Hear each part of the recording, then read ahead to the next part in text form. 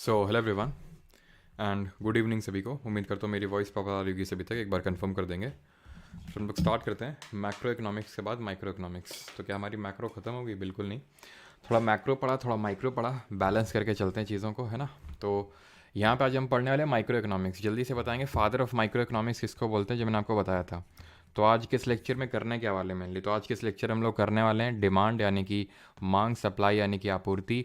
ये देखने वाले हैं डिफरेंट टाइप्स के जो कर्व्स हैं, उनमें जो शिफ्ट्स हैं, इलास्टिसिटी के कॉन्सेप्ट पढ़ने वाले हैं, यूटिलिटी यानी कि उपयोगिता क्या होती है, अपॉर्चुनिटी कॉस्ट क्या चीज़ होती है, एंड यहाँ पे हम पढ़ने वाले हैं डिफरेंट टाइप्स ऑफ मार्केट, जैसे मोनोपोली क्या होती है, ओलिगोपोली क्या होती है, ये डिफरेंट टाइप्स के मोनोपोलिस्टिक कंपटीशन क्या होता है, परफेक्ट कंपटीशन क्या होता है, ये सारी चीज़ें जो हम लोग देखने वाले हैं। ठीक, ऑलराइट। तो एक बार कंफर्म कर देंगे सभी लोग कि सारी चीज़ें प्रॉपर हैं, तो फिर हम लोग स्टार्ट करते हैं आज का लेक्चर।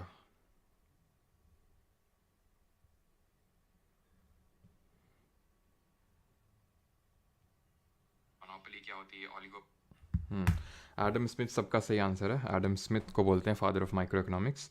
सिड गेमिंग, आशीष, कशिश, नवाज, कुमारी प्रीति, श्रेया, सुरभि, चलो सुनील, सबको good evening and Ram Ram. Start करते हैं फिर माइक्रो इकोनॉमिक्स का डिमांड एंड सप्लाई। सबसे पहले व्हाट इज़ डिमांड? डिमांड है क्या, मांग क्या होती है? मांग तीन चीज़ों से डिफाइन होती है इकोनॉमिक्स में। पहला चीज़ होता है जिसको बोलते हैं अफोर्डेबिलिटी। अफोर्डेबिलिटी का मतलब होता है मेरी औकात। जैसे कि मैं अगर किसी चीज़ को डिमांड करूँगा, डिमांड तो मेरी कुछ भी हो सकती है। डिमांड तो मेरी ये भी हो सकती है कि भाई मैं अंबानी के लड़के जैसे शादी करूं, वो जैसे उसने रिहाना विहाना को बुलाया है मैं भी बुलाऊं। औकात थोड़ी ना मेरी तो अफोर्डेबिलिटी नहीं है। ठीक है, अफोर्डेबिलिटी नहीं है तो फिर मेरे डिमांड, ये हाइपोथेटिकल डिमांड होने से कुछ नहीं हो जाएगा। एक्चुअल में अफोर्डेबिलिटी होनी चाहिए। दूसरा, उससे मेरा कुछ मतलब नीड या फिर वांट होना चाहिए एक तरह से मेरी वो। ठीक है, नीड या फिर वांट होनी चाहिए जो कि मेरी कोई ना कोई एक यूटिलिटी को कंप्लीट करेगा। नीड और वांट इन दी सेंस कि उससे उस वो चीज़ मेरी मतलब मैं मांगू भी, उसकी मैं डिमांड भी कर रहा हूँ। जैसे फॉर एग्जांपल जहर मिल रहा है, अफोर्डेबल है, बड़ा सस्ता है, ऐसे थोड़ी ना लाओ लाओ अफोर्डेबल है तो लाओ हमको भी दे दो। उससे कोई मेरी ज़रूरत भी पूरी होनी चाहिए ना। ठीक है। और फिर बात ये आती है कि सर फिर जहर क्यों खरीदते हैं लोग, तो आप जानते हैं क्यों खरीदते हैं। यूटिलिटी के मतलब चूहे वगैरह मारने के लिए, है ना। तो उसके लिए भी जहर मिलता है। तो अब तो आई थिंक नहीं मिलता ना, ऐसे पता नहीं, पहले तो मिला करता था यूटिलिटी की अगर बात करें तो इसको बोलते हैं उपयोगिता हिंदी में। और ये कुछ नहीं बल्कि सेटिस्फैक्शन है, यानी कि उससे मुझे सेटिस्फैक्शन मिल रही है कि नहीं। ठीक है, वो ये तीनों चीज़ें डिफाइन करती हैं किसको, एक डिमांड को इन द इकोनॉमिक्स। अब बात थोड़ी यूटिलिटी की करते हैं। उपयोगिता होती क्या है? क्वेश्चन आपसे पूछा जाता है मार्जिनल यूटिलिटी से, सीमांत उपयोगिता से। उपयोग यूटिलिटी तो आप समझ गए, उपयोगिता क्या होती है? उपयोगिता का मतलब होता है सेटिस्फैक्शन। अगर मैं आपको पढ़ा रहा हूँ तो हो सकता है मुझे इससे सेटिस्फैक्शन मिल रहा हो, तो ये मेरी एक यूटिलिटी हो सकती है। फिर मैंने केला खाया, ठीक है, तो मुझे भूख लगी थी तो मेरी यूटिलिटी पूरी हो गई। या फिर मेरे अंदर कुछ इच्छाएं जागृत हो रही थी तो मैंने कुछ वीडियोस देख लिए, मतलब जैसे कि फ़नी वीडियोस, कॉमेडी वीडियोस, तो मेरी यूटिलिटी है। तो ये यूटिलिटी कहीं भी हो सकती है, बस वो क्या है, मेरी तृप्ति, एक इसको तृप्ति से रिलेट कर सकते हो। ठीक है, तुम तृप्ति, एक सेटिस्फैक्शन मिल रहा है। क्वेश्चन पूछा जाता है इकोनॉमिक्स से मार्जिनल यूटिलिटी से, कि मार्जिनल यूटिलिटी क्या होती है? सीमांत उपयोगिता इसको हिंदी में बोलते हैं, सीमांत उपयोगिता। सीमांत उपयोगिता का मतलब ये होता है कि आप किसी भी चीज़ की एडिशनल यूनिट जब कंज्यूम करते हैं, कंज्यूम का मतलब ये नहीं खाते ही हैं, जैसे मैं वीडियो देख रहा हूँ, खा थोड़ी ना हूँ। ठीक है, तो एडिशनल यूनिट जब आप उसकी कंज्यूम करते हैं तो उससे आपको कितनी कितनी सेटिस्फैक्शन मिल रही है, कितनी उपयोगिता मिल रही है, कितना एक तृप्ति की भावना मिल रही है, that is called as marginal utility. Example देते हैं आपको, तब समझ में आएगा। जब आपने पहली पहली बार आपके हाथ में इंटरनेट लगा था, याद करिए वो 2017 का साल था ठीक है, तो फिर आपने क्या किया था? आपने जल्दी से, ठीक है, आप लोगों जैसे मैं जैसे एग्जांपल दूं तो ठीक है, जैसे कि जब मेरे हाथ में जब सबसे पहले इंटरनेट लगा था, ठीक है, तो मैंने क्या किया, मैं एकदम एकदम मैं इंतज़ार कर रहा था। जैसे ही रात हुई, ठीक है, मैंने तुरंत कुछ वीडियोस चलाए। ठीक है, और वो वीडियोस से मुझे इतनी यूटिलिटी मिली, मतलब जो पढ़ाई वगैरह के जो वीडियोस थे, जैसे कुछ लोगों ने एजुकेशनल, जैसे खान अकेडमी करके हुआ करता था, मतलब यूएसए के वो जो खान सर, वो वाले नहीं, जो मतलब इंडिया वाले हैं, वो बात हो रही। खान अकेडमी करके आप मिलने से काफ़ी लोग, हो सकता है कुछ लोग जानते हों। ठीक है, मतलब वो फ्री में सच उनका इनिशिएटिव है। तो जब मैंने वो वीडियोस देखे, ठीक है, तो मुझे लगा यार मेरे को भी पढ़ाना चाहिए, है कि नहीं, मतलब काफ़ी ये तो सही चीज़ है। ठीक है, तो ये एक एग्जांपल हो गया। जैसे कि मैंने जब पहली बार उस चीज़ को किया या फिर पहली बार जब मैंने उस तरह के वीडियो को देखा तो मुझे काफ़ी एक्साइटमेंट हुई। फिर जब मैंने दूसरे उसी टाइप के वीडियो को देखा, समझ रहे हैं ना आप किस टाइप के वीडियो को, तो फिर उतना ज़्यादा सेटिस्फैक्शन नहीं मिला। फिर आप खुद से भी रिलेट कर सकते हैं कि जब आप दूसरा वो वीडियो देखे, तीसरा उस टाइप के वीडियो को देखा, अच्छा और मैंने रात का इंतज़ार क्यों किया था इस केस में, क्योंकि रात में जो है एकदम बिना उसके वो होता है और ज़्यादा डिस्टर्बेंस नहीं होता, तो आप फोकस के साथ चीज़ें कर सकते हैं। ठीक है, तो फिर हुआ क्या कि जब आप थर्ड वीडियो देखते हैं, जब फोर्थ वीडियो देखते हैं, फिफ्थ, धीरे धीरे धीरे धीरे क्या होता है, आपकी सेटिस्फैक्शन कम होने लगती है। इसने जो सेटिस्फैक्शन दी होगी वो इसने नहीं दी होगी, वो उससे कम इसने दी होगी, उससे कम इसने दी होगी। इसको बोलते हैं मार्जिनल यूटिलिटी, यानी marginal utility every unit of consumption से कम होने लगती है। स्टैंडर्ड एग्जाम्पल है रोटी का, भैया भूख लगी है बहुत जोर की, तुमने रोटी खाई, पहली रोटी गजब की, तुम्हें एकदम सेटिस्फैक्शन, क्या रोटी है, मज़ा आ गया। दूसरी रोटी तुमने खाई, उतना मज़ा नहीं आया होगा, फिर तीसरी उतना मज़ा नहीं आया, तो आपकी मार्जिनल यूटिलिटी घटती गई, दैट इज़ कॉल्ड ए सीमांत उपयोगिता। अब हम बात करते हैं shift in curve. Shift in curve से पहले हम कर्व को तो डिस्कस कर लें, तब तो शिफ्ट इन कर्व पढ़ेंगे, तो सबसे पहले हम कर्व्स को डिस्कस कर लेते हैं। ठीक है, मतलब डिमांड कर्व और ये सप्लाई कर्व, कोई और कर्व मत समझ लेना। ठीक है, चलो तो अभी आते हैं, सबसे पहला देखते हैं डिमांड कर्व। ठीक है, डिमांड कर्व क्या होता है, मतलब ज़्यादा कॉम्प्लेक्सिकेट मत करना, डिमांड कर्व कर्व क्या होता है, मतलब एक ग्राफ प्लॉट करेंगे, कुछ नहीं। ठीक है, डिमांड और प्राइस का। आज के लेक्चर में ऐसा कुछ नहीं है जो आप मतलब आप डायरेक्ट अपनी लाइफ से रिलेट ना कर पा रहे हो। ठीक है, और इतना तो ये हो, मार्जिनल यूटिलिटी तो अभी तक समझ गए होंगे, कोई प्रॉब्लम होगी नहीं आपको समझने में, ना। अब विडोज़ भी ख़त्म हो गया, सेटिस्फैक्शन भी घट गई, हाँ। हाँ, अब जो है,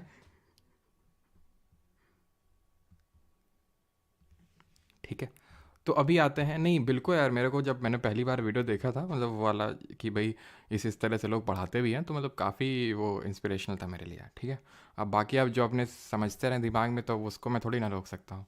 अब मैं तो बात कर रहा हूँ अपनी कि भाई मैंने पढ़ाई के वो वीडियोज़ देखे, फिर मैंने, क्योंकि तब उस समय एक मुझे याद है 147 का रिचार्ज मैं करवाता था। ठीक है, और नेट ऑन करो, ठीक है, और जरा से उसको फूंक फूंक के चलाना पड़ता था, तुरंत मैसेज आता था, इतना खट, इतना चला गया, इतना एमबी चला गया, इतना एमबी चला गया। तो उसमें आप थोड़ी ना वीडियोस ज़्यादा देख सकते हो ना, ज़्यादा कुछ अपलोड तो भूल ही जाओ। ठीक है, तो फिर मैं, एक लोग हुआ करते थे, ठीक है, साथ के ही, तो उनका इंटरनेट का यूज़ करके उनको बिना बताया मैं वीडियोज़ अपलोड करता था। ठीक है, तब से जो है जर्नी स्टार्ट हुई। खैर, डिमांड कर्व पे आते हैं, तो यहाँ पे मैं प्लॉट करता हूँ प्राइस को in the Y axis, and in the X axis में प्लॉट करता हूँ यहाँ पे, या तो यहाँ पे मैं प्राइस कर लेता हूँ। ठीक है, और यहाँ पे मैं कर लेता हूँ क्वांटिटी, कोई भी चीज़ की, कोई भी चीज़ की क्वांटिटी। आप डेली लाइफ से रिलेट कर लो, किसी भी कुछ भी चीज़ को ले लो, जैसे आलू ले लो। ठीक है, तो आलू क्या भाई कि हमारा एक नेसेसिटी टाइप है, मतलब खाते ही है। ठीक है, सभी लोग खाते होंगे, सभी लोग पोटैटो से फेमिलियर होंगे। अच्छा, पोटैटो से कौन सा रेवोल्यूशन रिलेटेड है, जैसे कि हमने पढ़ा था wheat revolution related to wheat grain production, और जो वाइट रेवोल्यूशन है वो मिल्क प्रोडक्शन से एसोसिएटेड है, तो ऐसे पोटैटो से क्या एसोसिएटेड। तो चलो हम यहाँ पे प्लॉट करते हैं, मैं मान लेता हूँ कि ये 10 रुपये है, ये 20 रुपये का मूल्य चल रहा है, ये 30 रुपये है। एक सेकेंड, ठीक है, ये 10 रुपये किलो, ठीक है, आलू मिल रहा है, इस केस में 20 रुपये किलो, इस केस में 30 रुपये किलो, इस केस में 40 रुपये किलो, इस केस में 50 रुपये किलो।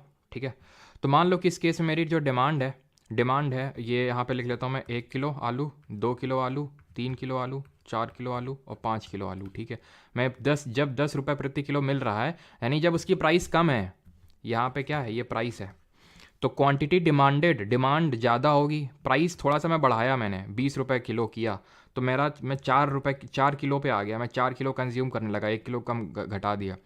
30 जब रुपए किलो मिलना स्टार्ट हुआ, तो मैंने 3 किलो खरीदना कर दिया स्टार्ट, यानी कि मैंने अपने 1 किलो डिमांड को और कम कर दिया। जब 40 रुपये में मिलने लगा तो मैंने 2 किलो वो कर दिया। ठीक है, और जब 50 रुपये मिलने लगा तो मैंने अपनी डिमांड को 1 किलो कर दिया। तो इससे हुआ क्या, यानी कि इससे ये हमें देखने को मिल रहा है कि अगर मैं इसको सारे पॉइंट्स को, डॉट्स को कनेक्ट करूँ, भाई ये तो सभी ने किया ही होगा, चाहे आप साइंस बैकग्राउंड से हैं चाहे कॉमर्स बैकग्राउंड से, इतना तो पता ही होगा कि किस तरह से ग्राफ प्लॉट करते हैं। तो ये हमारा एक तरह का नेगेटिव स्लोपिंग कर्व आ गया, जिसकी ढाल कैसी है, नेगेटिव है, तो इसको हम बोलते हैं कि ये नेगेटिव स्लोपिंग कर्व बनता है। कौन सा, demand curve, negative sloping curve. यानी कि मैं सिंपली ये देख के बोल सकता हूं कि जो क्वांटिटी है, जो क्वांटिटी डिमांडेड है, या फिर सिंपल डिमांड बोल सकता हूँ, is inversely proportional to the price.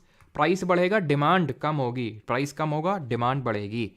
ये सारी चीज़ें, चलो अभी मैं पहले दूसरा कर्व बताता हूँ, फिर बताता हूँ ये बाकी सारी चीज़ें क्या चीज़ें हैं। वो दूसरा होता है हमारा सप्लाई कर्व। पहला क्या पढ़ा था? डिमांड कर्व, यानी कि मांग का वक्र पढ़ा था। अब पढ़ेंगे सप्लाई का वक्र, यानी कि सप्लाई कर्व पढ़ेंगे। सब डिमांड कौन करता है भाई? डिमांड करता है कंज्यूमर। जैसे हम लोग हैं, मान लो, ठीक है, हम कंज्यूमर हैं, हम जैसे कि आलू खरीदने जाते हैं और आलू है आपका राउंड रेवोल्यूशन, ठीक है, तो हम कंज्यूमर के पर्सपेक्टिव से हमने इस चीज़ को प्लॉट किया। अब सप्लायर के पर्सपेक्टिव से प्लॉट करते हैं कि ये है मान लो कि प्राइस, ठीक, और ये है सप्लाई, क्वांटिटी सप्लाइड। वहाँ पे क्या था सर? यहाँ पे डिमांड था। इसको चलो क्वांटिटी से हटा के डिमांड ही लिख देता हूँ मैं, ठीक है, यहाँ पे मैं लिख देता हूँ डिमांड, और यहाँ पे क्या है? सप्लाई, ठीक है, वाई एक्सेस में सप्लाई लिखी हुई है। अब यहाँ पे मैं सेम चीज़ करता हूँ जो यहाँ पे मैंने करी थी, 10, 20, 30, 40, 50 लिख लेता हूँ, ये 10 रुपये किलो, वही, और आलू ही लेता हूँ, 10, 20, 30, 40, 50। यहाँ पे भी सेम चीज़, 1 किलो, 2 किलो, ठीक है, 1 किलो, 2 किलो, 3 किलो, 4 किलो और 5 किलो, ठीक। अब सप्लाई कौन करता है? प्रोड्यूसर करता है। अगर मैं आलू उगाने वाला हूँ, खेत में आलू उगाता हूँ, मंडी में लेके जाता हूँ, और अगर मुझे 10 रुपये मूल्य मिल रहा है 1 किलो का, प्रति किलो में, 1 kg में मुझे 10 रुपीज़ मिल रहा है, तो मैं ज़्यादा सप्लाई करूँगा आलू की या फिर कम करूँगा? कम करूँगा ना, दाम मिल नहीं रहा है तो मैं उतना उगाऊंगा ही नहीं आलू, यानी कि मैं कम उगाऊंगा, ठीक है। मैं रेड से इसको और दूसरे कलर से कर लेते हैं, कम। जैसे मुझे दिखा यार 20 रुपये किलो आलू का दाम तो बढ़ रहा है, थोड़ा और सप्लाई करूंगा, आलू का दाम और बढ़ रहा है, मैं और सप्लाई करूंगा मार्केट में, क्यों? क्योंकि मुझे दाम अच्छा मिलेगा ना, इसलिए। फिर मैं 40 रुपये, तो मैंने 4 किलो उगाना शुरू किया। जब मुझे 50 दिखा, 50 भयंकर डिमांड है, तो मैं और ज़्यादा उगाना शुरू करूंगा। तो ये इस तरह से बनेगा, यानी कि एक तरह का पॉजिटिव स्लोपिंग कर्व हो गया ये, पॉजिटिव स्लोपिंग कर्व। कौन सा? Supply curve. दैट मीन्स कि जो सप्लाई है वो डायरेक्टली प्रोपोर्शनल होगी प्राइस के। अब तुम दिमाग में ये तुम्हारे चल रहा होगा कि ऐसा तो नहीं होता रियल लाइफ में। अगर मान लो चीज़ों के दाम कम है, तो ये दाम कम इसीलिए हैं क्योंकि सप्लाई बहुत ज़्यादा हो गई है। तो जब सप्लाई बहुत ज़्यादा हो गई है, जब दाम कम था, तो इन लोगों ने सप्लाई किया ही क्यों इतना? सिंपल। और यहाँ पे कि अगर भाई इतना ज़्यादा प्राइस है, ठीक है, मान लो कि इतना ज़्यादा प्राइस है, 50 रुपये किलो है, ठीक है, तो क्यों ये लोग, मतलब जबकि सप्लाई कर रहे हैं खूब दबा के 50 में, तो ये 50 में फिर क्यों मतलब 1 ही किलो हम खरीद रहे हैं और क्यों प्राइस नहीं घट जाता? तो इसका रीज़न ये कि ये इक्विलिब्रियम पे चीज़ें एग्जिस्ट करती हैं। इक्विलिब्रियम का मतलब ये होता है, इक्विलिब्रियम का मतलब मैं इस तरह से बोल सकता हूँ कि ना हमारी ना तुम्हारी, ठीक है, ना हमारी ना तुम्हारी। ये कौन सा है जो लाल वाला कर्व मैंने प्लॉट किया है? या फिर मैं इस तरह से दिखाता हूँ तुम्हें, चल जाओ भाई, इनको एक बार निकाल के चलो, तो अभी यहाँ पे आते हैं। ये इस तरह से मैंने ड्रॉ किया था, ये डिमांड कर्व, ठीक है, और ये है सप्लाई कर्व। यानी चीज़ें इक्विलिब्रियम पे एग्जिस्ट करती हैं, यानी कि चीज़ें कहाँ एग्जिस्ट कर रही? मान लो ये 1 किलो था, ये 2 किलो था, ये 3 किलो था, ये 4 किलो था, ये 5 किलो था, ठीक है, ये था 10 रुपये किलो, 20 रुपये किलो, 30 रुपये किलो, 40 रुपये किलो एंड 50 रुपये किलो। तो यानी कि दैट मीन्स की चीज़ें इक्विलिब्रियम पे एग्जिस्ट करती हैं। दैट मीन 30 किलो की सप्लाई हो रही होगी, और ठीक है, और डिमांड भी मतलब 3 किलो की हो रही होगी। ऐसा ऐसे समझ सकते हो किसको, कि भाई सॉरी, जब 30 रुपये में मतलब बिक रहा है माल और 3 किलो सप्लाई हो रही, 3 किलो डिमांड हो रही है, इसको बोलते हैं पॉइंट ऑफ इक्विलिब्रियम। तो चीज़ें कहीं पे इक्विलिब्रियम पे एग्जिस्ट करती हैं, पॉइंट ऑफ इक्विलिब्रियम, ठीक है, पॉइंट ऑफ इक्विलिब्रियम। मान लो कि लोगों की एकदम से सैलरी बढ़ गई, मान लो एकदम सैलरी बढ़ गई लोगों की बहुत ज़्यादा, तो क्या होगा? Point of equilibrium, point of equilibrium ऊपर जाएगा। ऊपर जाएगा से मेरा मतलब है जो जिस प्राइस पे ये इक्विलिब्रियम सेटल डाउन किया है खुद को, अगर मान लो बारिश ना हो, भयंकर सप्लाई की कमी हो जाएगी, सप्लाई की कमी होगी, तो प्राइस क्या होगा? प्राइस ऊपर उठेगा। ये प्राइस क्या होगा? ऊपर उठेगा, तो डिमांड कम होगी। तो एक पॉइंट ऑफ इक्विलिब्रियम किस हिसाब से एडजस्ट करेगा, ये कॉमन सेंस की बात है कि भाई अगर मान लो कि फसल डिमांड नहीं आ रही है, डिमांड नहीं आ रही, तो क्या होगा? जो प्राइस ऑफ इक्विलिब्रियम है वो बढ़ेगा। सप्लाई बहुत ज़्यादा हो रही है या फिर लोगों की इनकम बढ़ गई है, प्राइस ऑफ इक्विलिब्रियम घटेगा। सिंपल, ठीक, अब हम पढ़ेंगे शिफ्ट इन कर्व। यहाँ तक चीज़ें क्लियर हैं कि नहीं पहले ये बताइए। चीज़ें क्लियर होंगी आई थिंक, ठीक है। इसमें ऐसा कोई मैंने रॉकेट साइंस अभी नहीं बताई है, सिंपल सी चीज़ें बताई हैं आपको, है ना। Sir I am a beginner, is PYQ series is sufficient for preparing for SSC steno. Please मैंने वीडियोस डाल रखे हैं, जैसे कि मैंने SSC JEE पे वीडियो डाला था, CPO पे भी डाला है, तो उसको देख लीजिए, ठीक है। वो JEE वाला आप देख लीजिएगा, आपको ज़्यादा बेटर तरीके से समझ में आ जाएगा, क्योंकि एक लाइन का आंसर नहीं है, इसलिए मैं वो दे नहीं सकता हूँ, है ना। चलो, करंट अफेयर का मैगजीन का कूपन कोड था, पता नहीं, मैं खुद यार भूल गया। देखना, देख के मैं बता दूंगा टेलीग्राम पे, ठीक है, पर हमारे SSC टेलीग्राम पे पता नहीं मुझे, ठीक है। क्लियर है। तो अभी आते हैं शिफ्ट एंड कर्व पे। अब देखो, जो यहाँ पे मैंने सारी चीज़ें बोली, सारी चीज़ें जो मैंने यहाँ पे बोली, वो तभी ट्रू हैं जब एक्सटर्नल फैक्टर कांस्टेंट है। जैसे मेरी प्राइस कांस्टेंट है। अब मान लो भैया यहाँ पे क्या हुआ, ये कि दाम बढ़ गए, ठीक है, दाम बढ़ गए, दाम 10 से 20 नहीं, दाम 10 से 40 हो गया, लो, दाम 10 से 40 हो गया। लेकिन पता चला हम जब पहले 5 किलो खरीद रहे थे, आज ये 5 किलो ही खरीद रहे हैं, लो। क्यों ऐसा हुआ? क्योंकि हो सकता है मेरी इनकम भी उसी टाइम में बहुत तेज़ी के साथ बढ़ गई हो, तो इसलिए मैं आज भी उतना ही डिमांड कर रहा हूँ। तो इसको मुझे इन सब फैक्टर्स को कांस्टेंट रखना पड़ेगा। भाई तुम रुक जाओ, इन सब को कांस्टेंट रखने के बाद है ये चीज़ कि तुम्हारी प्राइस कांस्टेंट है, सब्स्टिट्यूट प्रोडक्ट का सब कुछ कांस्टेंट है, कंटेम्प्रेरी जो प्रोडक्ट है उसका प्राइस कांस्टेंट है, जो कॉम्प्लीमेंट्री प्रोडक्ट है उसका प्राइस कांस्टेंट है। अभी सब्स्टिट्यूट और कॉम्प्लीमेंट्री होते क्या हैं समझ लेते हैं। शिफ्ट इन कर्व पहले समझते हैं। जब मैं बोलूँ शिफ्ट इन कर्व, तो इसका मतलब ये है कि कर्व, जैसे ये डिमांड कर्व था, डिमांड कर्व, तो या ये तो इधर शिफ्ट होगा या तो इधर शिफ्ट होगा, ऊपर नीचे नहीं भागेगा, सिंपल सी बात है, ठीक है। तो राइट, या तो इसका राइट वर्ड शिफ्ट होगा, दाएं तरफ मुड़ेगा जाएगा, या इसका लेफ्ट वर्ड शिफ्ट होगा, बाएं तरफ जाएगा। जब ये राइट वर्ड जाएगा, इसी को आउटवर्ड बोल देते हैं, ठीक है, क्योंकि बाहर की तरफ जा रहा है। और जब लेफ्ट वर्ड होता है तो इसी को इनवर्ड शिफ्ट भी बोल देते हैं।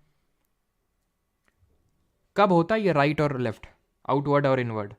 अगर डिमांड बढ़ती है, डिमांड जब बढ़ती है ना, तो राइट वर्ड आउटवर्ड होता है, और जब डिमांड कम होती है तो लेफ्ट वर्ड ही अंदर की तरफ जाता है ये, ठीक।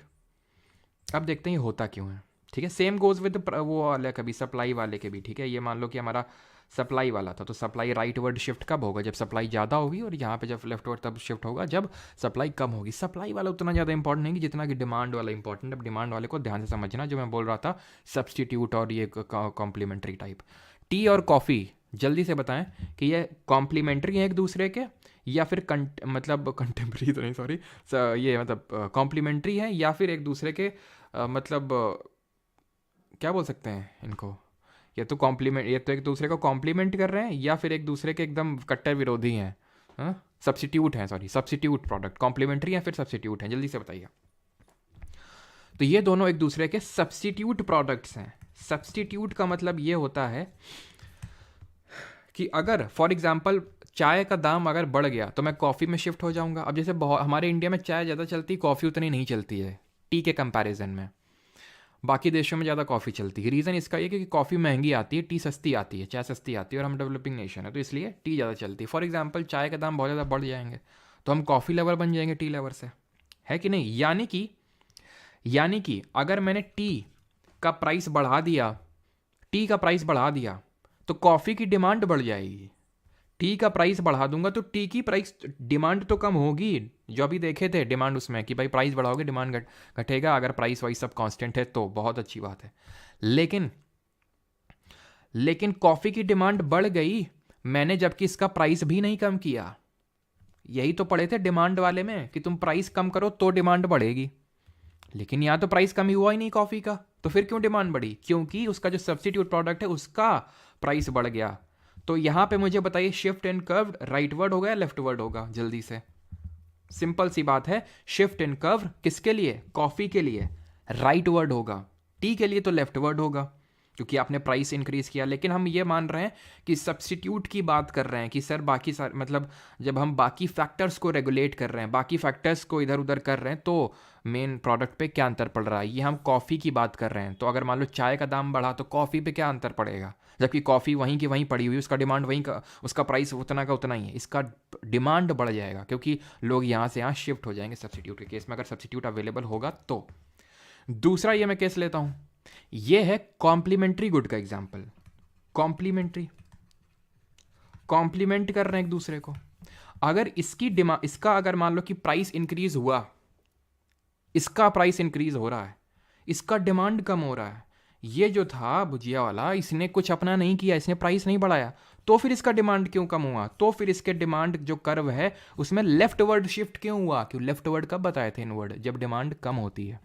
इसने तो, इसकी तो कोई गलती नहीं थी बेचारे की, है काम जो किया वो इसने किया, ठीक है, इसने प्राइस को इंक्रीज किया और डिमांड इसकी कम हुई, क्योंकि कॉम्प्लीमेंट्री है, एक दूसरे के साथ में बिकते हैं। इसलिए जैसे फॉर एग्जांपल मैं तुमसे ब्रेड मक्खन को बोलूं कि अगर मान लो कि ब्रेड की प्राइस बढ़ रही है तो बटर की डिमांड कम हो रही है, ब्रेड की प्राइस बढ़ रही है, उसकी भी डिमांड कम होगी, नो डाउट। लेकिन हम बोल रहे हैं कि इसके साथ तो हमने कुछ नहीं किया, इसकी क्या गलती थी? गलती इसकी ये थी कि कॉम्प्लीमेंट्री था इसका। वाइसे वर्सा भी ट्रू है। इसका अगर मान लो कि बहुत ज़्यादा दाम एकदम से घट जाता है तो इसका डिमांड, इसका प्राइस कम का होता है तो इसका डिमांड बढ़ेगा और इसका भी डिमांड बढ़ेगा। ये होता है कॉम्प्लीमेंट्री में। क्लियर है इतनी चीज़? यहां तक सभी को क्लियर कि कॉम्प्लीमेंट्री और किस तरह से शिफ्ट एंड कर्व होता है?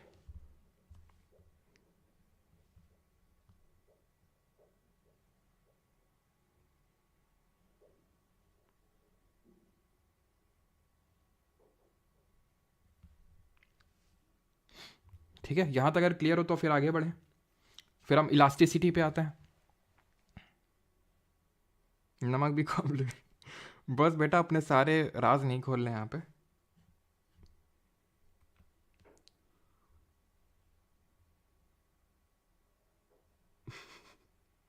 क्रिस्टल क्लियर, ओके ठीक। इलास्टिसिटी क्या होती है? मान लो ये 3 स्प्रिंग हैं, इस पर मैंने सेम वेट टांगा, तीनों पे सेम वेट टांगा, ठीक है। ये बहुत टाइट टाइप की स्प्रिंग है, थोड़ी सी ढीली टाइप है, मतलब थोड़ी सी ढीली है मतलब इलास्टिक है, और ये ज़्यादा ढीली है मतलब ज़्यादा सॉफ्ट आप बोल सकते हैं। तो इसमें जब मैं सेम वेट तीनों में टांगूंगा तो किस में ज़्यादा खिंचाव होगा? थर्ड वाली में, ऑब्वियस सी बात है, दिख भी रहा है सबसे ज़्यादा खिंचाव हो रहा है सेम वेट के लिए, सेम वेट के लिए ज़्यादा खिंचाव हो रहा है, इसी को बोलते हैं इलास्टिसिटी, डिमांड इलास्टिसिटी, जैसे यहाँ पे लिखा हुआ है। What is this demand elasticity sir?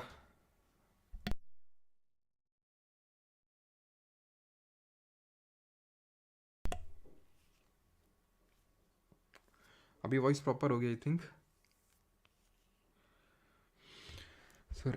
वो जो भी किसी ने कुछ डाउट भेजा था तो अभी हम आगे देखेंगे उसको, ठीक ठीक है, अपॉर्चुनिटी कॉस्ट वगैरह आगे है अभी यहाँ पे नहीं, ठीक है।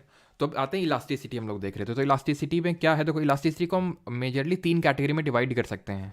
इसको हिंदी में लोच बोलते हैं, लोच, ठीक है। 3 कैटेगरी में हम इसको पढ़ेंगे। एक सबसे पहले इनकम वाली पढ़ लेंगे, income elasticity, then cross elasticity, price elasticity, सब समझ में आएगा भी, ठीक है। जैसे कि इनकम इलास्टिसिटी पढ़ते हैं सबसे पहले। इनकम इलास्टिसिटी मतलब जैसे मान लो ये भाई साहब हैं, ये ठीक है, ये भाई साहब हैं, इनके पास पैसा आ गया बहुत ज़्यादा, ठीक है, अक्षय जी हैं ये, इनके पास बहुत ज़्यादा पैसा आ गया है, ठीक है। और पैसा हो तो क्या कुछ नहीं हो सकता है। तो जब इनकी इनकम इंक्रीज हुई, जब इनकी इनकम इंक्रीज हुई तो उसके प्रपोर्शन में इन्होंने कितना डिमांड इंक्रीज, क्योंकि जब इनकम इंक्रीज होगी तो डिमांड इंक्रीज होगी, सिंपल। इनकम इंक्रीज होगी तो डिमांड इंक्रीज होगी। तो इनकी इंक्रीज ऑफ इनकम के बदले में कितना इंक्रीज ऑफ डिमांड हुआ, वो होगी इनकम इलास्टिसिटी। जैसे फॉर एग्जांपल अब अक्षय जी जो है हमारे, कुछ लोग होते हैं दिखावा ज़्यादा करते हैं, जरा सी इनकम बढ़ी नहीं, ये ले आईफोन ले, ये सब कुछ ले। तो यानी कि क्या हो रहा है यहाँ पे? इलास्टिसिटी बहुत भयंकर है। प्राइस थोड़ा बढ़ने, सॉरी इनकम थोड़ा बढ़ने पे बहुत ज़्यादा बढ़ रहा है क्या? डिमांड।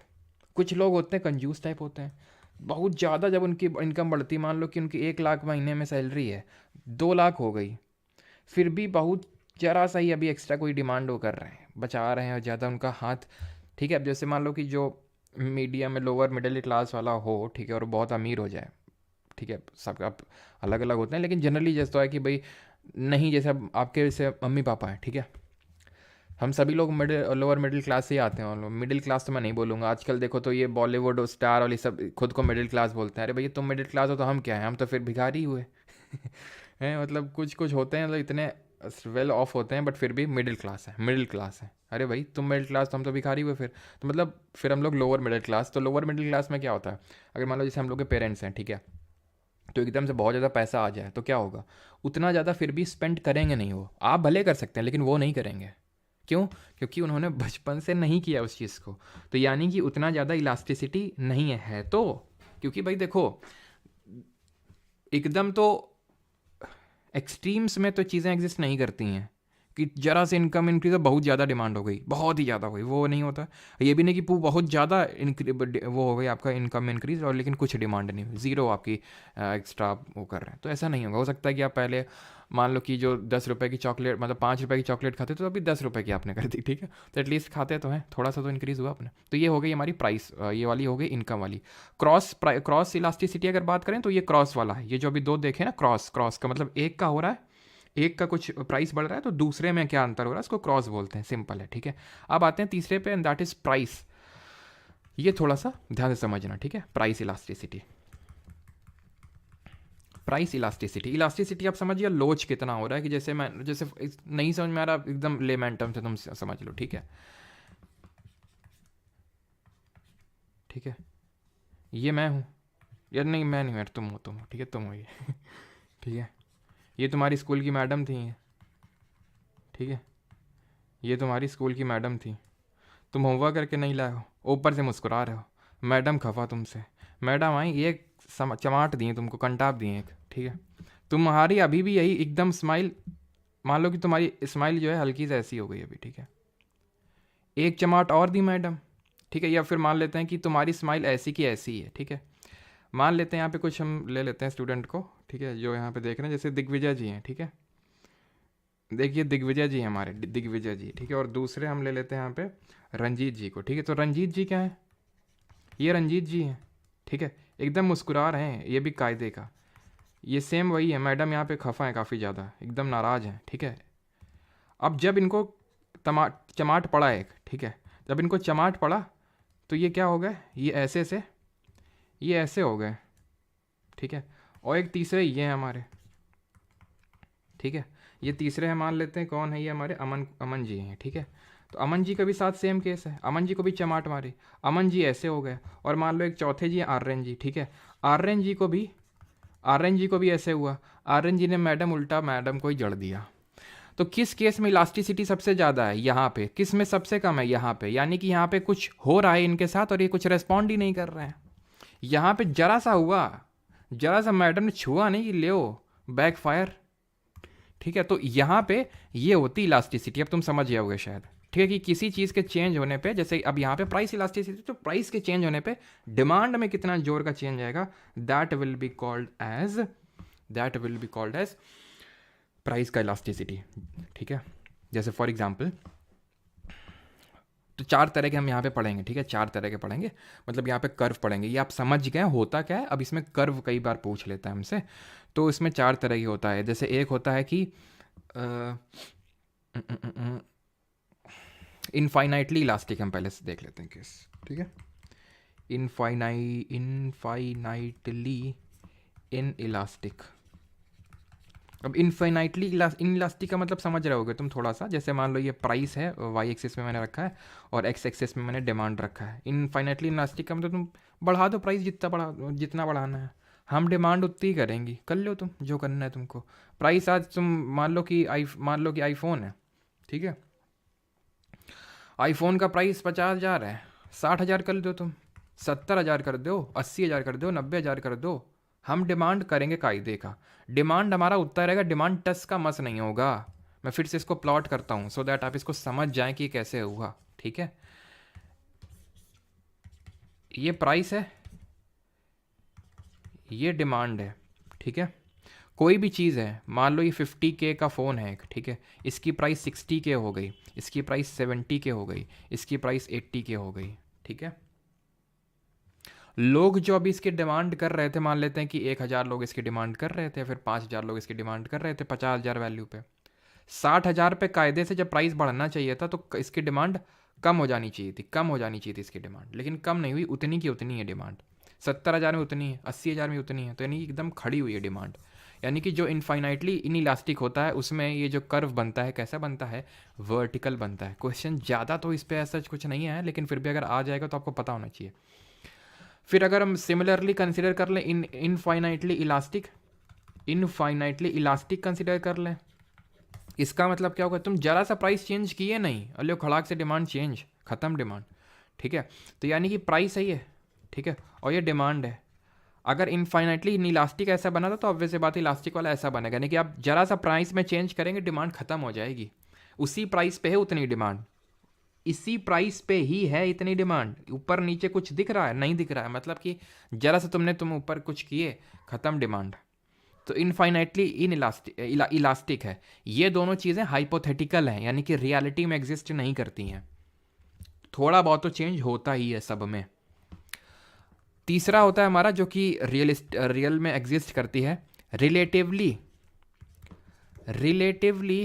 इलास्टिक और रिलेटिवली इन इलास्टिक, ठीक है, रिलेटिवली इन इलास्टिक।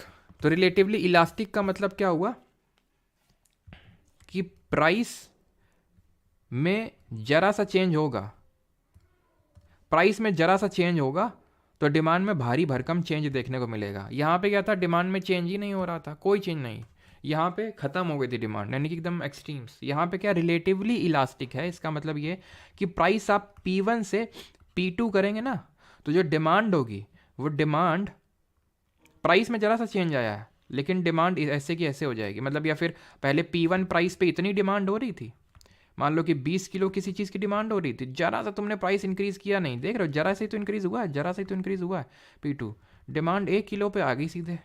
तो क्या हुआ, जरा सा प्राइस इंक्रीज पे बहुत भयंकर डिक्रीज इन डिमांड हुआ, रिलेटिवली इलास्टिक।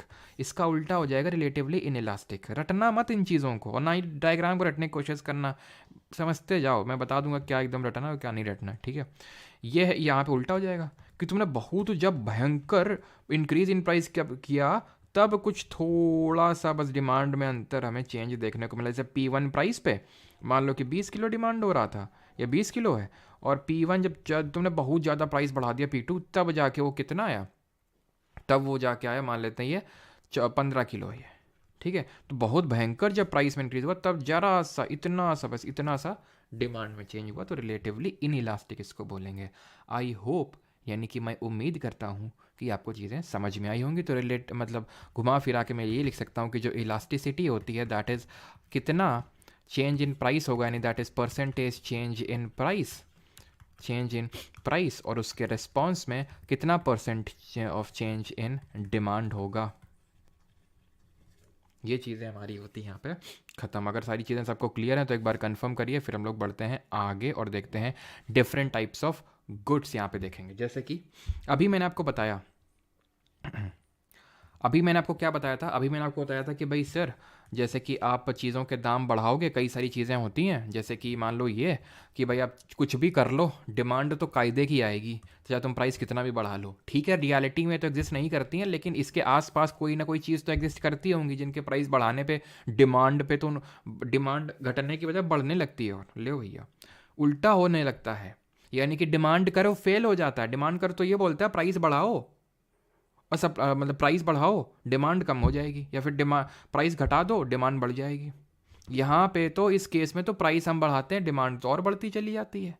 अगर मान लो ये फ़ोन 1 लाख का मिलता है तो प्राइस जितना भी डिमांड होता है और ये 2 लाख का मिलने लगे तो और डिमांड, आईफोन ये आ गया, ये वर्जन आ गया इसका, प्रो मैक्स, ये जाने क्या क्या, ठीक है। तो उससे क्या होता है और डिमांड बढ़ती है। क्यों? क्योंकि ये होते हैं स्टेटस सिम्बल्स हमारे, ये जितने भी प्रोडक्ट स्टेटस सिम्बल को दर्शाते हैं, और हमारी थोड़ी एंटिसिपेशन रहती है कि यार कुछ ना कुछ तो अगर प्रो लगाए हैं एप्पल वाले तो पागल तो होंगे नहीं, कुछ तो एक्स्ट्रा होगा। मैक्स लगा दिए हैं, प्रो मैक्स M1 लगा दिए हैं तो कुछ तो एक्स्ट्रा होगा, और ऊपर से स्टेटस सिंबल भी है। 2 लाख का फ़ोन लिए हैं तो वहाँ देखें कम से 20, बस ले हो, हटो यहाँ साइड हटो, स्टेटस सिंबल। कार अगर तुम ये तुम्हारे घर के बाहर खड़ी हो, अलग ही चौड़ होगी तुम्हारे अंदर, कलेजे में जो ठंडक मिलेगी तुमको, और जो पड़ोसियों कलेजे में तुम गर्माहट फैलाओगे उनके घर में, कहे कले कलेश मचाओगे, वो अलग, उसका अलग ही सुकून मिलेगा तुमको, है कि नहीं। तो ये क्या है, स्टेटस सिंबल्स हैं। इनके प्राइस बढ़ने पे डिमांड घटती नहीं बढ़ती है। इनको बोलते हैं वेम्बलेम गुड्स। वेम्बलम गुड्स, ठीक है। सिमिलरली ऐसे ही कुछ और गुड्स होते हैं जिनको बोलते हैं गिफिन गुड्स या फिर ग्रिफिन गुड्स। इनमें भी वही देखने को मिलता है कि भाई इनकी जब प्राइस बढ़ाओ तो ठीक है, डिमांड उतनी ज़्यादा नहीं बढ़ेगी लेकिन बहुत ज़्यादा कम नहीं होती है, जैसे कि गेहूं और चावल। ऐसा क्यों? ये तो इनमें तो कोई स्टेटस सिंबल नहीं है, इनमें तो कोई प्रो मैक्स M1 नहीं आता है। ये हैं थिंग्स ऑफ नेसेसिटी। ये थिंग्स ऑफ ऐसी नेसेसिटी हैं जिनके सब्सिट्यूट्स बहुत कम हैं। गेहूं का सब्सिट्यूट बहुत कम है, तो इनमें भी वही हमें देखने को मिलता है, ठीक है। इनमें भी हमें वही देखने को मिलता है। यू कैन डिबेट कि सर अगर बहुत ज़्यादा प्राइस इंक्रीज़ होता है गेहूं का तो हम गेहूं कम लेंगे, लेकिन ये गिफिन गुड्स का भी एक थ्योरी रहता है, ठीक है। और हाँ, ये रियलिटी में तो एकदम अपनी डेफिनेशन पे तो नहीं जाते हैं, रियलिटी में तो प्योरली एग्जिस्ट इस तरह से नहीं शो करते हैं जिस तरह से वेम्बलम गुड्स करते हैं कि भाई नहीं प्राइस बढ़ाओगे तो चाहे कितना भी बढ़ा लो लेकिन वो नहीं होगा मतलब इनका प्राइस में। लेकिन फिर भी कई काफ़ी हद तक ये ट्रू है बात कि जो हमारी ये नेसेसिटी वाले प्रोडक्ट होते हैं जिनका कोई सब्सिट्यूट नहीं होता, जैसे चावल हो गया और गेहूं हो गया, तो फिर हम उनका चाहे बहुत ज़्यादा भी होता है ना, वैसे तो कायदे से ये रिलेटिवली इनइलास्टिक है लेकिन हम इनको इसी में रखते हैं, ठीक है। जैसे वेम्बलम और गिफिन गुड्स को दोनों को कि भाई उनका प्राइस बढ़ाओ, डिमांड में फ़र्क पड़ता नहीं उनका। क्लियर है यहाँ पे तक सभी को चीज़ें? और अगर क्लियर है तो अब टाइप्स ऑफ गुड देख लेते हैं, जैसे कि हमने वेम्बलम और गिफिन गुड्स देखे हैं। इतने लोग देख रहे हैं, 2000 ज़्यादा है, 1000 भी लाइक्स नहीं है, चलो कोई नहीं। समझ में आया कि नहीं ये बताओ बस। लाइक वाइक गया तेल लेने, पहले बताओ समझ में आया कि नहीं।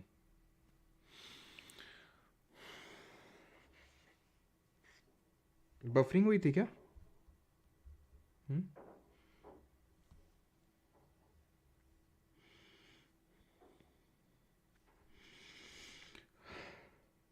सर कल ब्रेक होगा क्या? शिवरात्रि? अच्छा, शिवरात्रि क्या करोगे इतनी जो ब्रेक दें, पहले ये बताओ, मैं उसी हिसाब से फिर डिसाइड करेंगे। रेजी फेब की मैगज़ीन कल आएगी, मैंने बताया भी था टेलीग्राम पे। ठीक है, अब आते हैं टाइप्स ऑफ गुड पे। कोई बहुत बड़ा टॉपिक नहीं है, 2-3 देख लो थोड़ी चीज़ें, जैसे कि और आज के लेक्चर एकदम कायदे से एकदम बैक सीट में एकदम आराम से रिलैक्स करके देखना, लोड मत लेना ज़्यादा, ठीक है। पहला टाइप ऑफ गुड, ये तो हमने पहले दो टाइप तो देख ली है ना, वेम्बलम गुड्स और गिफिन गुड्स, समझ आ गया ना आपको। अब आते हैं फ्री गुड्स क्या होते हैं ये। फ्री गुड्स जैसे कि हमारा हवा है, हवा हवा ए हवा, ठीक है। तो एयर जो हो गया ये हमारी, ये क्या है, एयर हो गया, सॉयल हो गया, ठीक है। वैसे सॉयल को तो नहीं रखना चाहिए, ठीक है, क्योंकि जैसे मिट्टी वगैरह होती है बिकती भी है, तो ऐसा नहीं कि मिट्टी कहीं पे देखी मिट्टी लोग खोद डाले मिट्टी बेच रहे हैं, ऐसा तो नहीं। गड्ढे पे गड्ढा तुम क्रिएट कर जाओगे। लेकिन हाँ, जैसे हवा है तो ये एक फ्री गुड है, तुम सांस लो, ऐसा नहीं कि सांस लेने से बस अब तुम सांस ले चुके, तुम्हारे कोटे की पूरी हो गई, ऐसा तो नहीं होता ना। जितनी सांस लेनी उतनी लो सांस।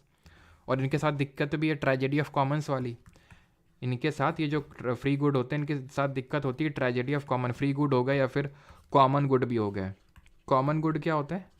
कॉमन जो सामान होते हैं, जैसे फॉर एग्जांपल कॉमन गुड हो गया जैसे आपका पार्क हो गया, ठीक है, पार्क है ना, तो पार्क में आप जाते हो तो आपका कॉमन गुड है, सब लोग जा सकते हैं, ऐसा नहीं कि भाई तुम पार्क में क्यों आ गए, तुम्हारी इतनी फीस लगेगी, तो वो कॉमन गुड है एक तरह से, ठीक है। बस इनमें क्या होता है, जैसे कॉमन गुड में बात करें तो राइवैलरी होती है कंजम्पशन में, राइवैलरी इन कंजम्पशन होती है, कंजम्पशन में राइवैलरी होती है, मतलब इसमें राइवलरी में कंजम्पशन में राइवलरी नहीं होती है कि जैसे तुमने अगर सांस ले ली तो हमारे लिए बचेगी नहीं, ऐसा तो होगा नहीं ना। अगर मान लो तुम एक रूम में 2 लोग हो, ठीक है, अगर उसने दूसरे लेने सांस ले ली ज़्यादा, ऐसे ऐसे कर लिया तो तुम्हारे लिए नहीं बचेगी सांस हवा, ऐसे तो नहीं ना। तो राइवलरी नहीं होती कंजम्पशन में, कॉमन गुड्स में होती है। जैसे फॉर एग्ज़ाम्पल पार्क है आपका, ठीक है, तो पार्क में मान लो लिमिटेड कैपेसिटी है, अगर 5-6 लोग या फिर 10-15-20 लोग पहले ही पहुंच गए छोटे से पार्क में तो आपके लिए आप नहीं होगा, ठीक है। या फिर भंडारा चल रहा है, ठीक है, कहीं पे भंडारे में, ठीक है, जिसका मन है उसका खाओ, कोई ऐसा नहीं कि किसी लोगों को सिर्फ कुछ ही लोगों को खाने को मिलेगा, जिसका मन उसका खाओ। लेकिन जो पहले जाएगा ऑब्वियस सी बात है वो भरपेट खाना मिलेगा, लेकिन जो लेट पहुंचेगा हो सकता है उसको खाना ना मिले, अगर वो चीज़ ख़त्म हो गई तो। अगर वो चीज़ ख़त्म हो गई तो यानी यहाँ पे थोड़ा सा वो चीज़ का वो पॉसिबल है, पॉसिबल इन द सेंस कि ये कुछ लिमिटेड सप्लाई में हो सकती है तो कॉमन, कोई आपको पैसा नहीं देना है, लेकिन लिमिटेड सप्लाई में हो सकती है, इसमें कोई लिमिटेशन नहीं होती है, ठीक है। तीसरे अगर बात करें पब्लिक गुड्स होते हैं, ठीक है। पब्लिक गुड्स क्या होते हैं? पब्लिक गुड्स में क्या होती है, एक नो राइवलरी, कोई राइवलरी तो नहीं होती है, नो राइवलरी इन कंजम्पशन,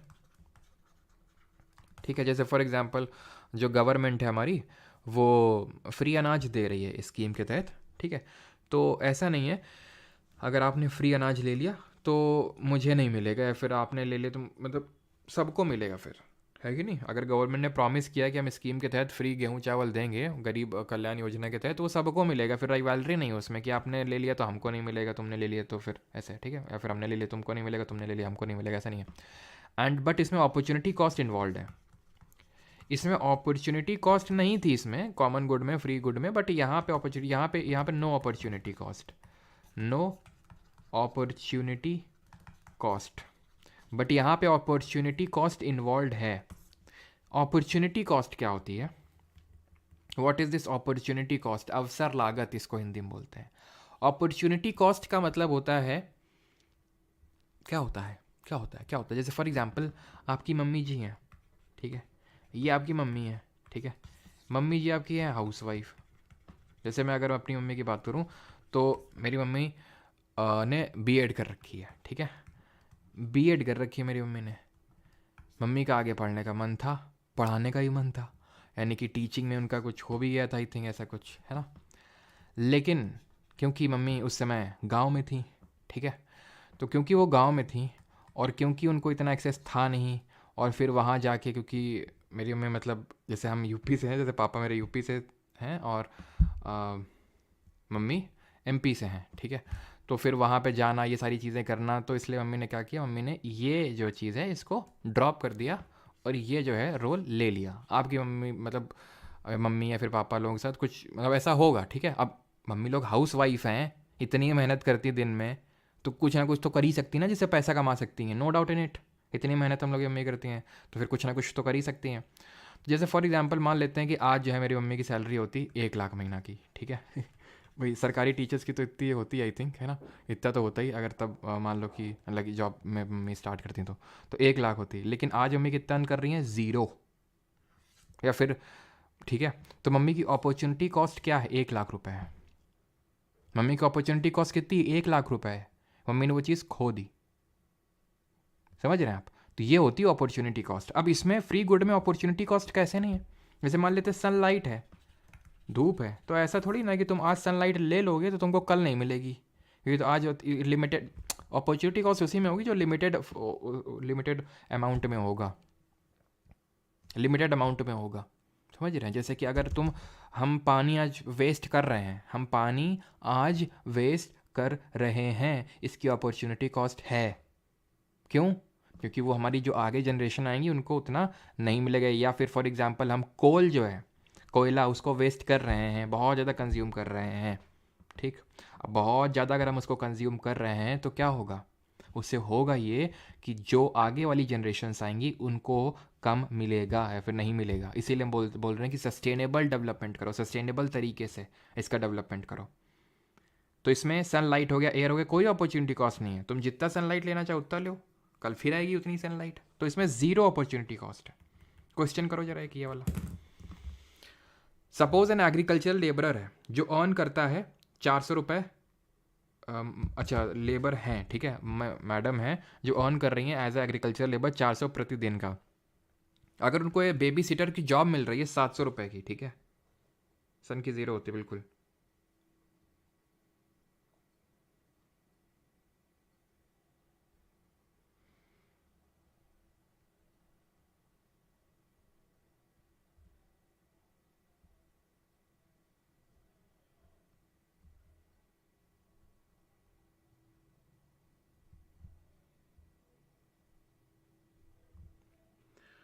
ठीक है, तो वो 700 रुपये मिल रहे हैं। She choose to work as agriculture labour which one of the following is the opportunity cost, यानी कि अगर उनको 400 रुपये मिल रहे थे एन एग्रीकल्चरल मतलब लेबरर, और 700 रुपये मिल रहे थे बेबी सीटर के तौर पे, तो उन्होंने बेबी सीटर की नौकरी छोड़ दी, ये करने लग गई, तो उन्होंने उनकी अपॉर्चुनिटी कॉस्ट क्या, ये पूछ रहा है, बताओ। 300, 390 कौन, 390 तो ऑप्शन में भी नहीं है। 70 कहाँ से आ गया, 700 कहाँ से आ गया भाई, 300 आंसर होगा, ठीक है। ये क्वेश्चन CDS का क्वेश्चन है ये, ठीक है। अब 700 रुपये मुझे मिल जाते वहाँ पे जाता, लेकिन मैं 400 में सेटल कर गया, मैंने कितना खो दिया, 300, जितना खो दिया वो होगी opportunity cost, option number D. I hope आप समझ गए होगे अपॉर्चुनिटी कॉस्ट क्या होती है, ठीक है। क्लियर। और ये ट्रेजेडी ऑफ कॉमन्स में जो बता रहा था, ये ट्रेजेडी ऑफ कॉमन्स वही है। जैसे कोयला है, ये कॉमन गुड है, ठीक है, या फिर जो भी कॉमन गुड है, तो उसको हम क्या करते हैं, दबा के यूज़ करते हैं। जैसे एयर है, फ्री गुड है, ठीक है सर, तो हम एकदम यूज़ कर रहे हैं, कॉमन गुड हो गए जैसे हमारे, ठीक है, तो हम यूज़ कर रहे हैं, दबा के यूज़ कर रहे हैं। इससे होगा क्या, जैसे एयर हमारी पॉल्यूट हो रही है, हमारे जो नेचुरल रिसोर्सेज है, जैसे फॉर एग्जांपल कोल हो गया, वो आज डिप्लीट हो रहे हैं। इसको बोलते हैं ट्रेजेडी ऑफ कॉमन, जो कि भाई यूज़ करो, जिसका जितना मैंने उतना यूज़ करो, तो उससे होगा क्या, उससे इस ये जैसी प्रॉब्लम समस्याएं खड़ी होती हैं। या तो एनवायरनमेंट डिग्रेड होगा, या उस चीज़ की क्वांटिटी धीरे धीरे कम होने लगेगी, जिससे कि आगे की जनरेशन को नहीं मिलेगा। इसको बोलते हैं ट्रेजेडी ऑफ कॉमन्स, कि फ्री का है लूट लो, ठीक। ऐसे ही प्राइवेट गुड होता है, लेकिन प्राइवेट गुड के साथ ये होता है कि प्राइवेट गुड जो होता है सामान, ये ओनली बेनिफिट्स एन इंडिविजुअल, ये सिर्फ ओनली बेनिफिट्स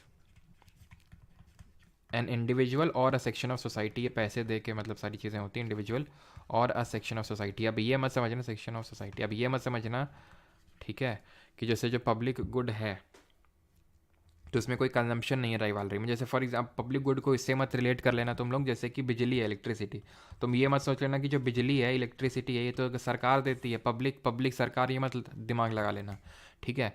इसमें नो राइवलरी होती कंजम्पशन में, ठीक है, यानी कि इलेक्ट्रिसिटी में नो, इसमें क्या होता है, नो पब्लिक गुड में नो राइवलरी इन कंजम्पशन, खूब जिसका मैंने उतना करो। लेकिन अपॉर्चुनिटी कॉस्ट इन्वॉल्व कैसे इसमें फिर अपॉर्चुनिटी कॉस्ट कैसे इन्वॉल्व है, ऐसे इन्वॉल्व है कि फॉर एग्जांपल सरकार गेहूं चावल खूब दे रही हो, सरकार के पास लिमिटेड पैसा है, अगर वो उस पैसे के साथ गेहूं चावल फ्री फंड में ना बांटती तो हो सकता है इसी को और किसी रोड बनाने में लगा सकती थी, या फिर किसी और काम में लगा सकती थी, यानी कुछ और हो सकता था इसकी जगह। उसको बोलते हैं अपॉर्चुनिटी कॉस्ट, जो पब्लिक गुड में होती है, कॉमन गुड में नहीं होती है, फिर फ्री गुड में नहीं होती है। इलेक्ट्रिसिटी आपका पब्लिक गुड नहीं होगा, ध्यान रखना। जैसे इलेक्ट्रिसिटी की अगर हम बात करें तो इसमें क्या है, इसमें आपको पैसा पे करना पड़ रहा है, तो एक तरह से वो प्राइवेट गुड हुआ आपका, ठीक है। चलिए, अभी यहाँ पे हमारी चीज़ें होती हैं ख़त्म। अभी आते हैं स्पेकुलेटिव डिमांड फॉर मनी क्या होती है, उसके बाद टाइप्स ऑफ मार्केट पढ़ेंगे और हमारा आज का चैप्टर होगा ख़त्म, ठीक है। स्पेकुलेटिव डिमांड फॉर मनी का मतलब होता है सट्टा। स्पेक्यूलेशन का मतलब क्या होता है, सट्टा लगाना, है ना, कि भाई कौन सी टीम जीतेगी। तो यहाँ पे सट्टा बाजार होता है, स्पेकुलेटिव डिमांड। ये दिया था कॉन्सेप्ट जॉन मेनर्ड किनिस ने, JM किनिस, जिनको कि हम फादर ऑफ मैक्रो इकोनॉमिक्स बोलते हैं। और किस कंट्री से बिलोंग करते हैं जरा बताएंगे कमेंट में। तो इसके अनुसार लोगों की सट्टा वाली प्रवृत्ति बड़ी तेज होती है, लोग बड़े सट्टे खोर होते हैं, मतलब सट्टेबाज होते हैं लोग बड़े। मतलब ये होता है कि जब उनको लगता है कि उनके प्राइस के लिए इंटरेस्ट रेट जो है, इंटरेस्ट रेट आजकल मार्केट में डाउन चल रहा है, तो लोग पैसे को होल्ड करेंगे। होल्ड का मतलब अपने पास रखेंगे, जमा खोर रखेंगे, मतलब जमा रखेंगे, अपने पास रखेंगे, उसको कहीं पे देंगे नहीं। जैसे तुम मेरे पास आए, सर जी लोन दे दो, चुकता कर देंगे। हम बोलेंगे कितना ब्याज दोगे, तुम बोलोगे सर 0.5% ले लेना। हमने कहा निकलो पहली फुर्सत में, क्यों, क्योंकि इंटरेस्ट रेट कम मिल रहा है ना, इसलिए। अगर तुम बोलो सर हम 10% देंगे, तुम खड़ा से जल्दी से पैसा देंगे, 10% ब्याज मिलेगा। जब इंटरेस्ट रेट होते हैं कम तो speculative demand for money, speculative demand होती है ज़्यादा। और जब इसका उल्टा हो जाए, यानी कि जब ब्याज की दरें बढ़ जाएं, तो स्पेक्युलेटिव डिमांड हो जाती है कम। अब तुम्हें कन्फ्यूज़न होगा इसमें, मुझे पता है। कन्फ्यूज़न एक लाइन से दूर हो जाएगा, वो लाइन ये है, स्पेक्युलेटिव डिमांड का मतलब है पैसा रखने की चुल। पैसा रखने की चुल, कम ब्याज मिलेगा तो पैसे रखने की चुल ज़्यादा होगी, और अगर इंटरेस्ट रेट ज़्यादा होगा तो पैसे रखने की चुल कम होगी, ज़्यादा ज़्यादा देने की चुल होगी। समझ गया स्पेक्युलेटिव डिमांड क्या होता है, ठीक। ऐसे ही हमारी एक सिचुएशन होती है लिक्विडिटी ट्रैप। लिक्विडिटी ट्रैप का मतलब ये होता है कि जब जब इंटरेस्ट रेट बहुत ज़्यादा लो चल रहे हों, ठीक है, या फिर जैसे चुनाव वाला साल है, लोग को पता है यार मार्केट डाउन जाएगा, मार्केट अप्रैल मई में चुनाव है तो मार्च लास्ट तक ये मार्केट डाउन जाना ही जाना है। लोग क्या करेंगे, पैसा निकाल के अपने पास रख लेंगे, यानी कि स्पेकुलेटिव डिमांड फॉर कितना हो जाएगा, हाईली इलास्टिक हो जाएगा। हाईली इलास्टिक क्यों, क्योंकि जरा सा 1% भी इंटरेस्ट रेट कम हुआ, लो अच्छा बस अब यही होने वाला है, चुनाव तो आने वाला है, अपना पैसा अपने पास भाई जमा करके रख लो, जब चुनाव ना हो जाए तब निकालना पैसे को, क्योंकि चुनाव में बहुत वॉलेटाइल होगा, पता नहीं क्या सरकार चेंज हो जाए, तो इस वजह से अपने पैसे को सुरक्षित करने के लिए अपने पास पैसा रख लो, मतलब speculative demand will be highly elastic हो गई है लिक्विडिटी ट्रैप की सिचुएशन में। तो लिक्विडिटी ट्रैप है क्या, ये है जहाँ पे लिक्विड का मतलब पैसा होता है इकोनॉमी में। इकोनॉमिक्स में लिक्विड का मतलब मनी होता है, कैश कैश। तो लोग क्या करेंगे इस सिचुएशन में, होता ये है कि लोग को लगता है कि भाई, या फिर एक्चुअल में भी ये चीज़ रियलिटी हो सकती है कि इंटरेस्ट रेट बहुत लो है या फिर होने वाले हैं, तो लोग क्या करते हैं, लोग क्या ये करते हैं कि भाई पैसा अपने पास रखना स्टार्ट कर देते हैं। और ऐसी केस में आरबीआई बोलती है खूब पैसा डालो इकोनॉमी में, या फिर खूब मतलब वो कोशिश करती है, लेकिन सारी जो पॉलिसीज़ होती हैं वो फेल हो जाती हैं, क्योंकि हमने पढ़ा नहीं मॉनेटरी पॉलिसी। तो सिर्फ बता नहीं रहा हूँ, मनी बैंकिंग जब स्टार्ट करेंगे तो उसमें देखेंगे। तो स्पेकुलेटिव डिमांड एक तरह से सट्टा बाजार, किस तरह से लोगों की एक प्रवृत्ति होती है पैसे को अपने पास रखने की, उसको बोलते हैं स्पेकुलेटिव डिमांड। अब आते हैं टाइप्स ऑफ मार्केट में, जो कि आज का लास्ट टॉपिक है। डिफरेंट टाइप्स की मार्केट होती हैं, जैसे मोनोपोली। ठीक है, चलो पहला ही समझते हैं मोनोपोली क्या होती है। मोनोपोली का मतलब होता है एकाधिकार। इसका मतलब होता है हिंदी में एकाधिकार। मोनोपोली, ये टर्म तो आपने ज़रूर सुना होगा, कोई है सर जिसने नहीं सुना है? तो मोनोपोली का मतलब होता है कि किसी मार्केट में, किसी बाजार में किसी चीज़ का एक ही विक्रेता है, एक ही सेलर है। जैसे फॉर एग्जाम्पल इंडियन रेलवेज़ है हमारा, ठीक है, जिसका आप यूज़ करके रेलवे का यूज़ करते हैं। ठीक है, अगर इंडियन रेलवे आज प्राइस किसी चीज़ का 100 रुपये है, टिकट का, किसी टिकट का 100 रुपये है प्राइस, 1000 कर दे वो प्राइस, तो आपके पास क्या कोई ऑल्टरनेटिव है कि नहीं? तो मत दो तो हम चाइना वाली ट्रेन से चले जाएंगे, या फिर फॉर एग्जांपल मान लेते हैं कि कुछ मत मानो, कोई ऑल्टरनेटिव है तुम्हारे पास नहीं है, लेकिन गवर्नमेंट ऐसा करेगी नहीं, क्योंकि इसीलिए तो उसने इसमें मोनोपोली बना के रखी हुई है इस मार्केट में। जैसे फॉर एग्जांपल अब इस सिचुएशन को थोड़ा सा रिवर्स कर देते हैं। एक अडानी जी की कंपनी है, 100 रुपये में है उनका टिकट चलता है आजकल। ठीक है, उनकी ट्रेन चलती है अडानी जी की, उन्होंने कर दिया 1000 रुपये, उन्होंने कर दिया 1000 रुपये टिकट। तुम बोल, और अडानी जी की, सॉरी अंबानी जी की भी ट्रेन चलती है, ठीक है, भले उसका 150 रुपये है, बोलोगे ठीक है रहने तो जाओ इसी तैसे में, हम 150 वाली में चले जाएंगे। तो उसमें क्या हुआ, आपके पास ऑल्टरनेटिव है, यहाँ पे आपके पास ऑल्टरनेटिव नहीं था, क्योंकि यहाँ पे मोनोपोली थी, एकाधिकार था। एक जो मार्केट है उसमें एक ही प्लेयर ऑपरेट कर रहा है, इसको बोलते हैं मोनोपोली। यानी कि यहाँ पे केवल एक ही विक्रेता होता है, ओनली वन सेलर। और यहाँ पे क्या होता है, यहाँ पे होता है एंट्री बैरियर। एंट्री बैरियर का मतलब ये होता है कि यहाँ पे कोई घुस नहीं सकता है आसानी से। अगर मोनोपोली है किसी की, जैसे कि रेलवेज में है, बिल्कुल अंबानी अडानी की कैपेसिटी चला सकते हैं, लेकिन गवर्नमेंट ने मोनोपोली बना के रखी है, घुस नहीं सकते हो तुम इसमें, क्योंकि गवर्नमेंट जानती है अगर ये लोग घुस गए तो फिर ज़्यादा फ्लक्चुएट हो जाएगा, अगर प्राइवेट में घुस गया तो इस तरह से फिर। ठीक है, तो और मोनोपोली ये तो गवर्नमेंट रेगुलेशंस कैसे हो गई, या फिर किसी और केस में भी हो सकती है कि मान लो कि कोई है, जैसे फॉर एग्जांपल सीरम हमारा रिसर्च इंस्टीट्यूट है पुणे में, उसने कोई ऐसी वैक्सीन बना दी, जैसे मान लो कोविड है, कोविड की वैक्सीन बना दी, और सिर्फ उसी के पास उसका मतलब एक तरह से हम बोल सकते हैं उसने पेटेंट ले लिया, उसी को वो फार्मूला पता है, कोई किसी को पता ही नहीं फार्मूला। अगेन गवर्नमेंट थोड़ी ना बोल रही कि सिर्फ तुम ही और कोई मत बनाना, सिर्फ यही बनाएंगे सीरम इंस्टीट्यूट वाले, लेकिन पता ही नहीं ना बाकियों को। तो क्या हो गया, वो चाहें तो कुछ भी प्राइस रख दें, क्या होगा उससे, उससे ये होगा कि एक एंट्री बैरियर है वहाँ पे, सिंपल। दूसरे पे आते हैं, दूसरा इज ऑलिगोपोली। ऑलिगोपोली इसका मतलब होता है अल्प अधिकार। ठीक है, अल्प अधिकार या फिर अल्पाधिकार बाजार। अल्पाधिकार बाजार, इसमें क्या होता है, फ्यू सेलर्स होते हैं, एक नहीं होता है, बहुत भी नहीं होते, कुछ होते हैं, फ्यू सेलर होते हैं। फ्यू से मेरा मतलब है 3-4 हो सकते हैं। जैसे फॉर एग्जांपल अगर मैं आपको बात करूं, तो इसमें भी कोई मतलब आसानी से एंट्री नहीं हो सकती, लेकिन हाँ एंट्री बैरियर नहीं है, नो इजी एंट्री, बट ऐसा नहीं कि पूरी तरह से बैरियर है। जैसे for example telecom industry in India, ठीक है, telecom industry in India, Bharat में। अब आप में से मेजॉरिटी लोगों के पास या तो जियो की सिम होगी या एयरटेल की होगी। कोई है यहाँ पे जिसके पास कोई और सिम है? ज़्यादा ज़्यादा होगी, हो सकता है वीआई की, वो वोडाफोन आइडिया का। पहले डच, यूनिनॉर, टेलीनॉर, ये टाटा इंडिकॉम, डोकोमो, न जाने कितने थे हुआ करते थे। अभी क्या है, 2-3 ही है, मेजरली देखा जाए तो 2 ही है। ये ऑलिगोपोली का एग्जाम्पल है। अल्पाधिकार का, जहाँ पे सिर्फ कि खरीदार तो बहुत हैं, भर के डिमांड है, लेकिन बेचने वाले कम हैं, फ्यू सेलर्स हैं। तीसरा टाइप है हमारा मोनोपोलिस्टिक कंपटीशन। मोनोपोलिस्टिक कंपटीशन,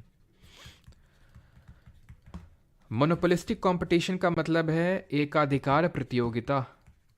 एकाधिकार प्रतियोगिता बाजार।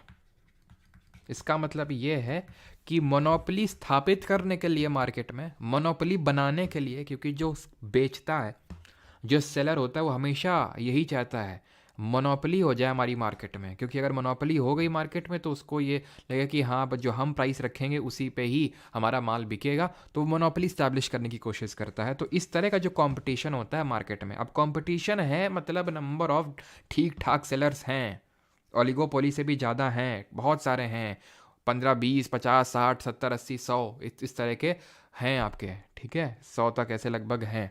जैसे फॉर एग्जांपल मैं बोल दूं टूथपेस्ट, कितने सारे टूथपेस्ट आते हैं, है कि नहीं, बहुत सारी कंपनीज हैं, ऐसा तो नहीं कि नहीं कोलगेट अगर प्राइस बढ़ा देगा तो जाएंगे कहाँ। जैसे जियो एयरटेल है, जियो एयरटेल है, तुम्हारे एयरटेल ज़्यादा चलता ही नहीं, सिग्नल नहीं आते, जियो ज़्यादा प्राइस बढ़ा देगा तो भी तुम कहीं जा नहीं पाओगे, ठीक है। या फिर वाइसे वर्सा, या फिर दोनों जो हमारे सुमित भारती जी हैं ना, जो एयरटेल के मालिक हैं, सुनील भारती, जो पहले इंडियन सिटीजन बने हैं, जिनको कि नाइटहुड की उपाधि मिली है बाय द ब्रिटिशर्स, ठीक है, इंग्लैंड के द्वारा। तो दोनों लोग एग्री कर जाएंगे भाई तुम भी प्राइस बढ़ाओ हम भी बढ़ाएं, फिर कहाँ जाएंगे ये लोग, नहीं जा सकते हैं। अगर प्राइस बढ़ा दे तो कहाँ जाओगे। लेकिन टूथपेस्ट में कोलगेट जरा सा प्राइस बढ़ा दे, सोचो 10 रुपये, दूसरे में शिफ्ट करोगे तुम तुरंत, आओ लो क्लोजअप लाओ भैया, है कि नहीं। तो या फिर पतंजलि वाला निकालो जरा। तो इसमें क्या है, इसमें यह है मोनोपोली स्टैब्लिश करने की कोशिश हो रही है, और इसमें सेम तो नहीं बट सिमिलर प्रोडक्ट्स हैं, यानी कि होमोजेनियस तो नहीं है, लेकिन हम बोल सकते हैं सिमिलर हैं, सिमिलर हैं, यानी कि इनमें कुछ डिफ्रेंशिएशन है, सिमिलर बट डिफ्रेंशिएटेड प्रोडक्ट्स।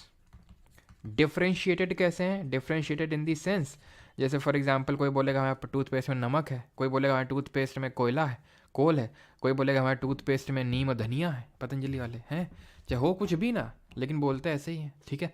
तो हैं टूथपेस्ट ही, और देखा जाए सबका घुमा फिरा के होगा भी, कॉमिकल कॉम्पोजिशन भी ऑलमोस्ट सेम ही होगा, ठीक है, लेकिन सब अपने अपने में कुछ ना कुछ एक डिफ्रेंसिएशन लाने का कोशिश करते हैं, जिससे कि मोनोपोली उनकी स्टैब्लिश हो सके। जैसे पतंजलि क्यों लाया उस चीज़ को, सो दैट कि अच्छा इसमें ये नेचुरल चीज़ें हैं, ओहो बाबा रामदेव लाओ जल्दी से वाला टूथपेस्ट निकालो, ठीक है, सो दैट हमारी मोनोपोली हो जाए, तो इसलिए क्लियर। जैसे फॉर एग्जांपल लैपटॉप मार्केट को भी हम रख सकते हैं, लैपटॉप को इसमें रखा जा सकता है आई थिंक ओलिगोपोली और मोनोपोली के, मोनोपोलिस्टिक कंपटीशन के बीच में, जैसे कि हैं डेल है, लेनोवो है, एप्पल है, आपका HP है, सारे मतलब, लेकिन बहुत ज़्यादा भी नहीं है, ठीक है, ठीक है। तो इसको हम कहीं ना कहीं थोड़ा सा ओलिगोपोली के साइड में रख सकते हैं लैपटॉप वाले को। And the last and the final one is perfect competition, ठीक है। पर यहाँ पे क्या सर, यहाँ पे क्या है, यहाँ पे खूब ढेर सारे सेलर्स भी हैं, बहुत सारे विक्रेता भी और बहुत खरीदार भी हैं।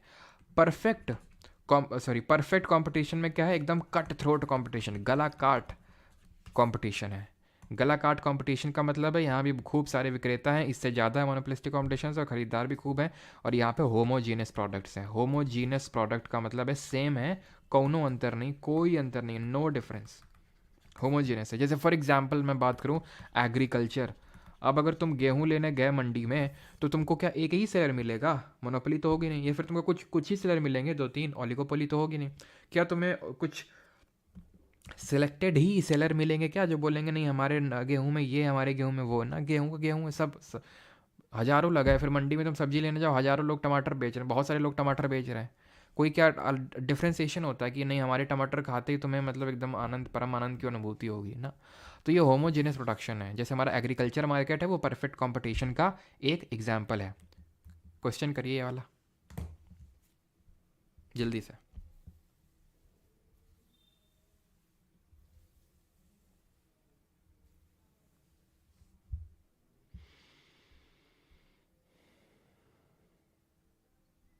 CDS का क्वेश्चन है, अभी SSC वाले भी लगाते हैं।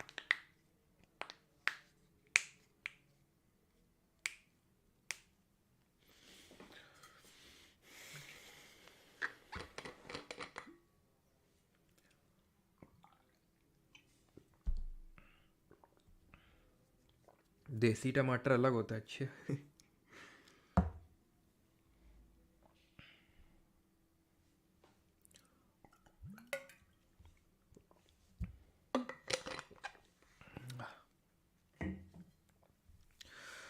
डिम प्ले जी जी जी, डिम्पल जो भी नाम है sir, repeat monopolist monopolistic competition का भी चलो यहाँ से रिपीट कर देंगे।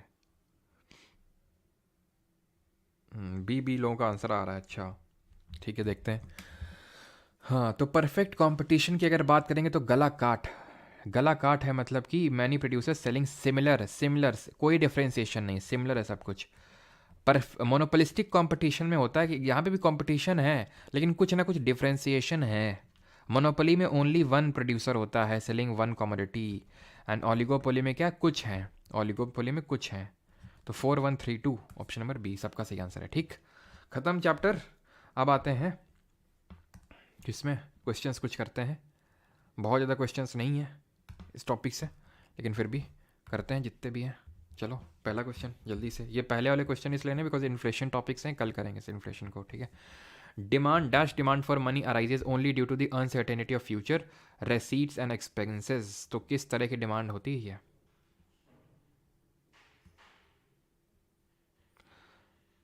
सर आप जॉब नहीं निकालते हो क्या टीचर की? क्या भैया हमारी जॉब खाने के चक्कर में हो क्या हैं?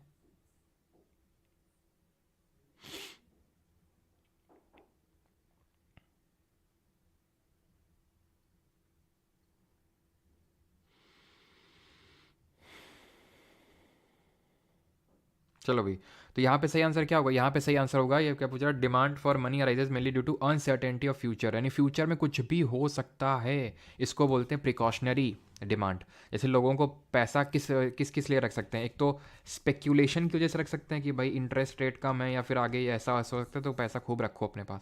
दूसरा होता है प्रिकॉशनरी, प्रिकॉशनरी का मतलब होता है कि भाई आगे कुछ भी हो सकता है।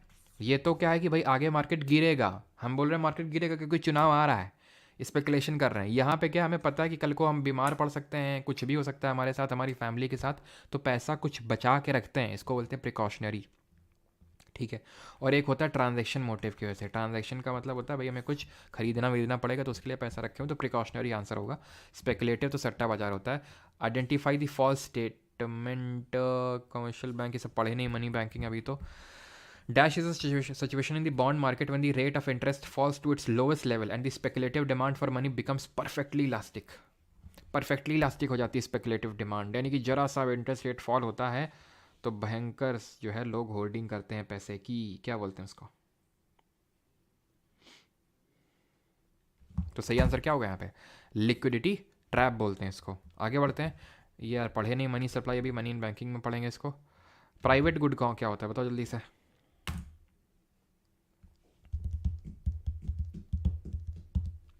सर आरपीएफ एसआई जी के सिलेबस बता दो। कितने लोग हैं यहाँ पे आरपीएफ वाले? हाथ खड़ा करें यहाँ पे एक।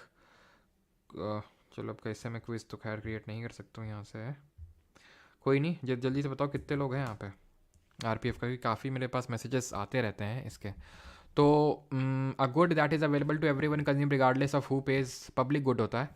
नॉन राइवल इन कंजम्पशन, ठीक है, नॉन राइवल इन कंजम्पशन, तो ये हमारा होता है नॉन राइवल। भाई कॉमन गुड में तो राइवलरी होती है, ये हो गया हमारा फ्री गुड। ठीक है, फ्री गुड हो गया कि किसी को एक्सक्लूड नहीं होगा। A good that is consumed by a single person और हाउस होल्ड, ये होगा हमारा, है ना।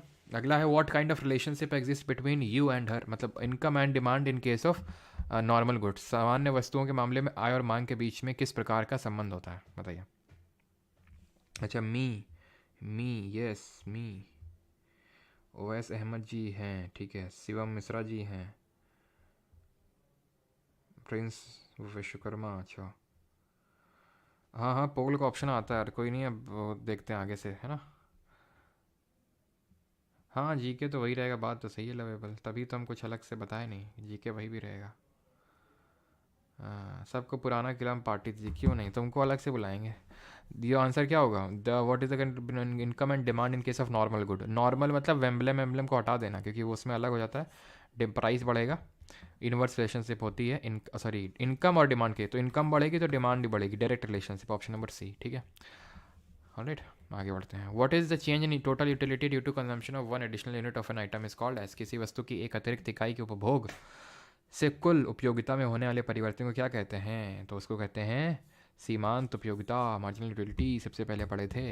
As per the law of demand, if all the other commodities remain the same, if all the other commodities remain the same, then the relation between the demand and the price, यानी कि cross price elasticity में पढ़े थे ना, एक substitute और जो एक दूसरे के पूरक हैं, तो उनको हटा दो. ठीक है, यानी कि अगर बाकी कमोडिटीज़ के प्राइस सेम रहे हैं as per the law of demand, तो क्या होगा? Relation between demand and price inversely होता है. इन्वर्सली मतलब नेगेटिव स्लोपिंग होता है. ये इन्होंने इसलिए लिख दिया है, जैसे फॉर एग्जांपल हमने देखा था, बता नहीं पाएंगे, एनर्जी खत्म हो गई यार. नेगेटिव, ठीक है. इसका मतलब ये है कि हमने टी और कॉफ़ी वाला एग्जांपल देखा था. ठीक है, अब कॉफ़ी का प्राइस मान लेते हैं बहुत ज़्यादा बढ़ गया. ठीक है, कॉफ़ी बहुत ज़्यादा प्राइस बढ़ गया, तो टी की डिमांड, टी का प्राइस उतना ही है, लेकिन टी की डिमांड बढ़ जाएगी. ठीक है, अब टी का प्राइस जबकि उतना ही है, तो डिमांड का लॉ फेल हो जाएगा. तो इसीलिए वो लिख रहा है कि अदर कमोडिटीज़ सब सेम है. ठीक. Dash is a type of good for which demand increases at the price rises. तो demand, dash is a good type for, जैसे डिमांड इंक्रीज़ करती है, मतलब प्राइस इंक्रीज़ करता है तो डिमांड भी इंक्रीज़ करती है. कौन से? दो ही तरह के गुड पढ़े थे, वेम्बलेम और गिफन. गिफन होते हैं जो थोड़े से, जिनका कोई सब्सिट्यूट अवेलेबल नहीं होता है, जो हमारे बेसिक नेसेसिटी की चीज़ें होती हैं उनको हम गिफन बोलते हैं.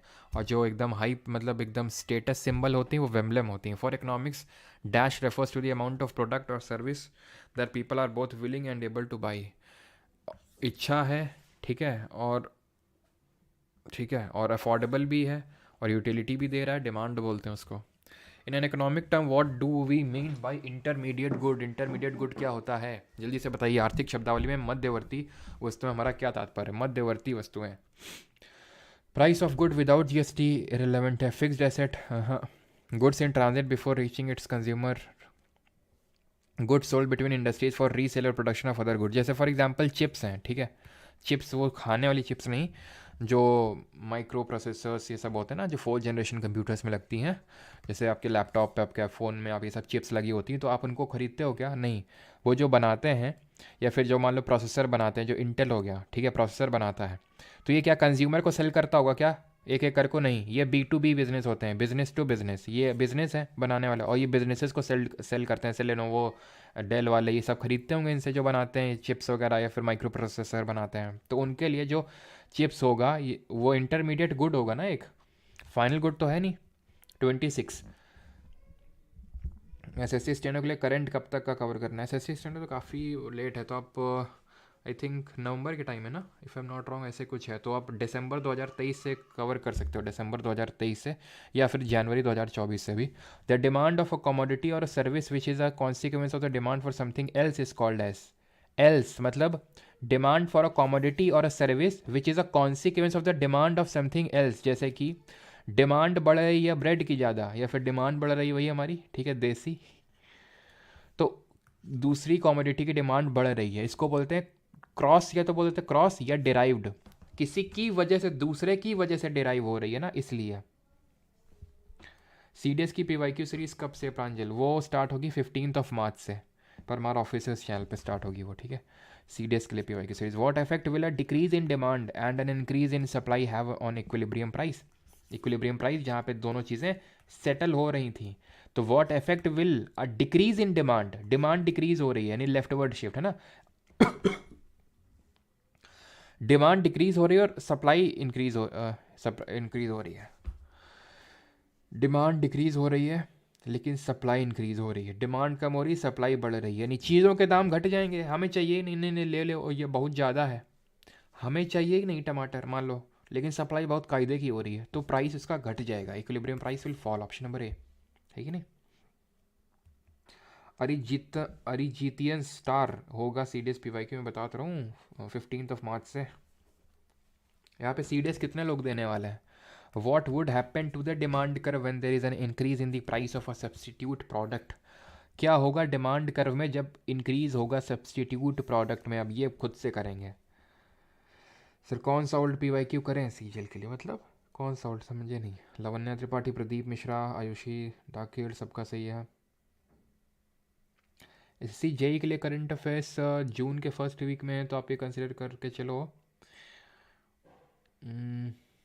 जुलाई 2023 से इम्पोर्टेंट होगा। सर कल यार शिवरात्रि, प्लीज़ हमारे घर के सामने टेंपल है, प्लीज़ कल ऑफ सर। यार हमें लगा तो बुलाओगे सर, कल हमारे घर के सामने टेंपल है, आइएगा। खैर कोई नहीं। इंक्रीज़ इन सब्सटीट्यूट में इंक्रीज़ हो रहा है तो इसकी डिमांड तेज होगी, सिंपल, ठीक है। डिमांड तेज होगी मतलब डिमांड कर्व आउटवर्ड शिफ्ट होगा। Option number A. बता डी कौन लिख रहा है? डी कौन लिख रहा है ये? थोड़ा सा और दिमाग लगाओ तुम लोग तो एकदम डिमोटिवेट कर दिया। सब्सटीट्यूट है ये, सब्सटीट्यूट याद करो, चाय एंड कॉफ़ी, ये चाय है कॉफ़ी है, ठीक है। कॉफ़ी का प्राइस बढ़ेगा तो चाय की डिमांड बढ़ेगी, क्योंकि कॉफ़ी लोग कम खरीद के चाय पे शिफ्ट होना चाहेंगे, तो चाय की डिमांड बढ़ जाएगी, यानी आउटवर्ड शिफ्ट होगा, ठीक है। The rise of the income in developing, और जो हमारे कॉम्प्लीमेंट्री होते हैं उसके केस में उल्टा हो जाता है ये। Rise of income in developing countries would lead the demand curve to shift. Rise अगर इनकम होगी डेवलपिंग कंट्री में, तो अगर डिमांड राइज होगी इनकम में डेवलपिंग में, तो डेवलपिंग में जो लोग, क्योंकि डेवलपिंग जैसे हमारा इंडिया, लोग बहुत सोच समझ के खर्चा करते हैं, अगर हमारी इनकम में राइज होगा, ठीक है, तो क्या होगा, डिमांड हमारी बढ़ेगी, डिमांड बढ़ेगी तो राइट वर्ड शिफ्ट हो जाएगा, आउटवर्ड शिफ्ट है।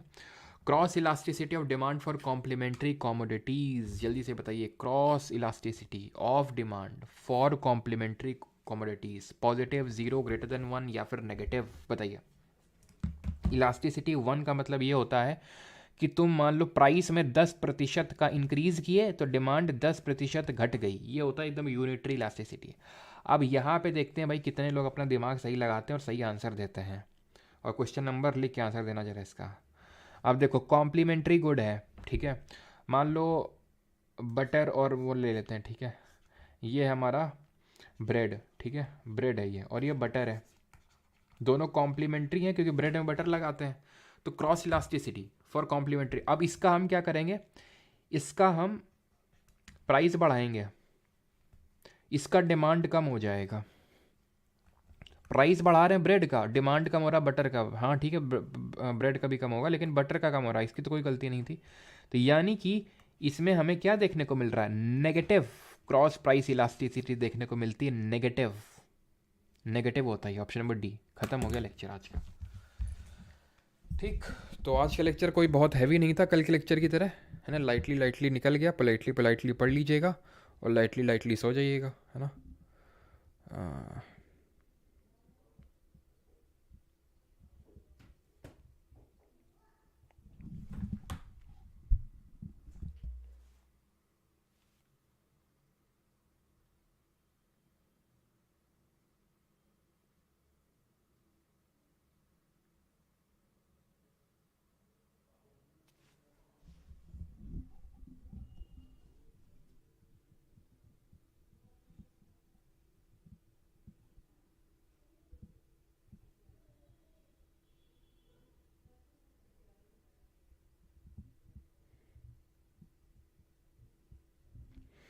कल ऑफ शिवरात्रि हमारे घर के सामने ठीक है, ऑफ ऑफ तो यार देखो मुश्किल है, ठीक है।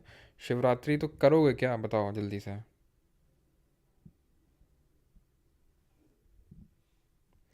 बताओ जल्दी से।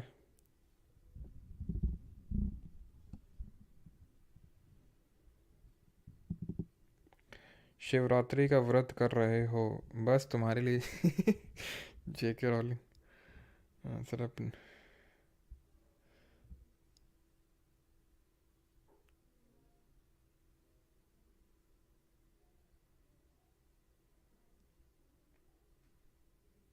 भांग पीना है, अच्छा, काफ़ी सही रीज़न दिया हो।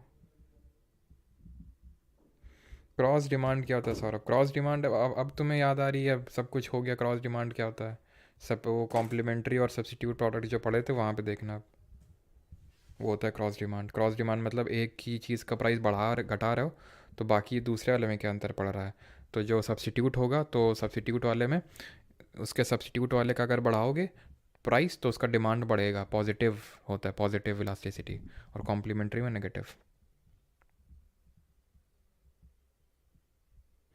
ऑफ नहीं रहेगी यार कल क्लास, ठीक है, चलिए भाई, थैंक यू सभी को, धन्यवाद, मिलते हैं कल।